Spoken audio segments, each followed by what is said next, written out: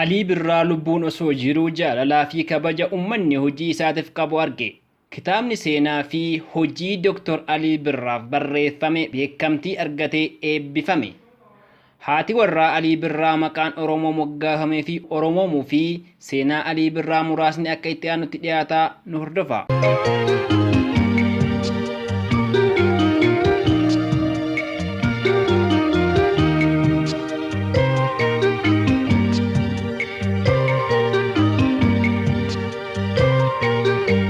Alii Birraa osoo lubbuun jiruu kitaabni seenaa isaa barraa'ee beekamtiin kennameef. Kitaabni seenaa Alii Birraa kunis Boolee Hoteela Iskaayilaayitii bakka abbootiin gadaa, haadholiin siinqee, qondaalonni mootummaa olaanoo sadarkaa naannoo fi federaalaa akkasumas namoonni affeeraman argamanitti beekamtiin kennamee fi eebbifame.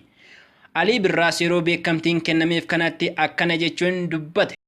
Ayyaanni akkanaa hin argama jedheeti miti garuu maali namni hoo tattaafatee hamtuu hunda hin moona gara fuulduraati jechaadha. Ani kana kanatti kabajanii irra as dhaqqabu koo dhugaas hin jedha abjuu kiyyatillee natti hin fakkaatu kan ta'uu danda'u garuu ta'ee kunoo kam taanaga. Kanaafuu waa'ee kanarraa dubbachuuf baay'ee ammaas matsaafa biraa barreessuu na barbaachisa jechaadha. Gammachuu guyyaa kana gammachuu addaati. Jireenya kiyya keessatti gammachuu akkanaa gammadee hin beeku. Waan tokkoon jechuu barbaada. Hundumaa as keessa kan jirtan hogganoota keenya, balawwan keenya kan affeeramtan kan tanii guyyaa kanan waliin gammachuun dabarsitan hundinuu baay'ee galatoomaa. Guyyaa eebbaa fi beekamtii kennuu kitaaba seenaa Alii Birraa kana irrattis abbootiin gadaa haadha warraa Alii Birraa tan lammii alaa taateef maqaa moggaasan. Maqaa ishii duraanii Leenan Maarqos yoo ta'u, abbootiin gadaa maqaa Ilillii Birraa moggaasanii fi oromoomsanii jiru. Alii Birraa haadha warraati yanaaf oromoomsuu keessaniif abbootii gadaan galatoomaa jedhee jira. Haati warraa Alii Birraa Ilillii Birraas na oromoomsuu keessaniif galatoomaa jechuun oromoomuu isheetti akka gammaddee dubbattee jirti. Yeroo jalqabaaf sirba Birraadhaaf bari'ee jedhu waltajjii irratti sirbee sababa sirba Birraan bari'ee jedhu kanaanis maqaan isaa Alii Birraa itti moggaafame. Alii Birraa weellisaa fi qabsaayaa aartii Oromoo ol kaasee sadarkaa addunyaatti beeksedha. Alii Birraa weellisaa qofa osoo hin taane barsiisaa muuziqaatis jechuun dubbatama.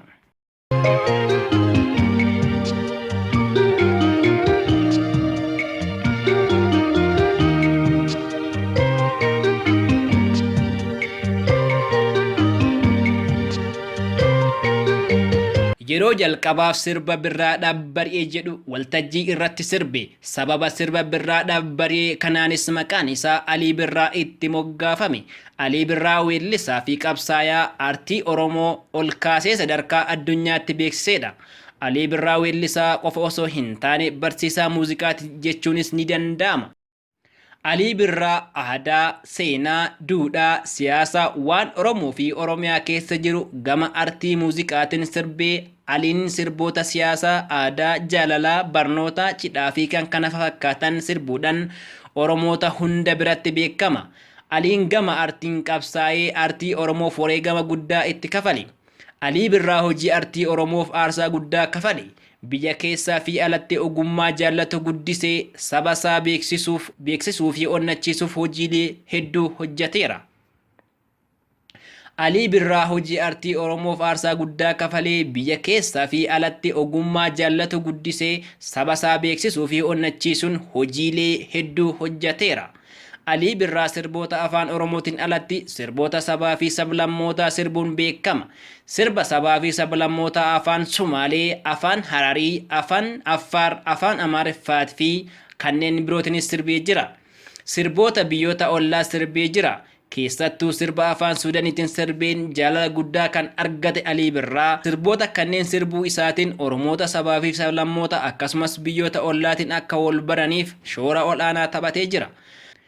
Alii Birraa waggoota 50 ol hojii aartii keessatti akka dabarse kitaaba seenaa isaa barreeffame beekamtiin kennamee fi eebbifame kana keessatti ibsamee jira. Baroonni Alii Birraa sirba itti eegalee fi itti sirbaa ture hedduun isaa bara Oromoon sirna gita bittaa jala turedha. Baroota kana keessa eenyummaan Oromoo akka badu keessattuu aadaa fi duudhaa Oromoo irratti kan duulamaa turedha. Alii Birraa sirboota kanneen sirbuuf dhiibban hangana hin jedhamne irra gahaa ture. Alii Birraa artii Oromoof hanga wareegama lubbuu isaa itti qabsaa'e. Miidhaawwan Alii irraan gahan kan afaan namaa hin dubbatamne fa'aatu jira. Alii Birraa baroota nama nyaataa kana keessa artii Oromoof qabsaa'aa ture. Alii Birraa goota jaalalaan onnee Oromootaa keessa jiruu fi namoota addunyaa hedduun jaalatamudha. Artistoota Oromootiifis hojii artii isaa kanaan fakkeenya guddaa nama ta'edha. Alii Birraa artistii jaalatamaa namoota baay'ee birattis kabaja olaanaa qabudha. Bu'aa bahiin Alii Birraa keessa darbe hedduu garaa nama nyaata. Fakkeenyaaf gara Finfinnee yeroo jalqabaaf yoo dhufu qarshii 20 fi uffata halkanii tokko qofa qabachuun Finfinneetti gali. Finfinnee keessaa firaa fi nama beekus hin qabu ture jedhama. Alii Birraa wanti akka inni baay'ee jaalatamu isa taasise bareedina sagalee isaa qofaa miti. Bu'aa bahiin inni keessa darbe rakkooleen isa mudataa ture hundi akka Aliin hedduu jaalatamu isa taasisee jira. Barreessaan kitaaba seenaa Alii barreesse Dr. Suraafel ani seenaa Alii waan xiqqoon barreesse. Wanti xiqqoon ani barreesse kunneen kan dhalootaaf galaa tahan jedhee yaadedha jechuun Aliin mataa isaatiin kitaaba dhaabbatee deemudha waan ta'eef itti siqaa gaafadha jechuun dubbate. Alii Birraa badhaasota gurguddaa sadarkaa naannoo, sadarkaa biyyaa, sadarkaa ardii Afrikaa fi addunyaatti hojii artii isaa kanaan fudhatee jira. Badhaasota kanneenis hojii isaa cimee hojjeteen argachuu isaa gootummaan Aliin hojii isaatiif qabu agarsiisa. G2 Media.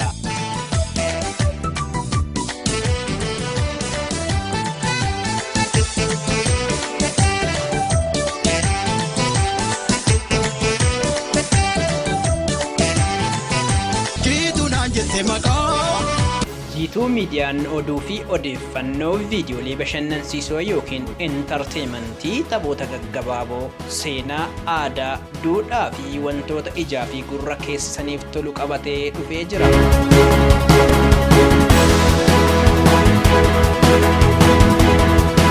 G2 Meediyaan daandii haqaa uummataa qabatee kan imaludha. G2 Meediyaa sagalee haqaa.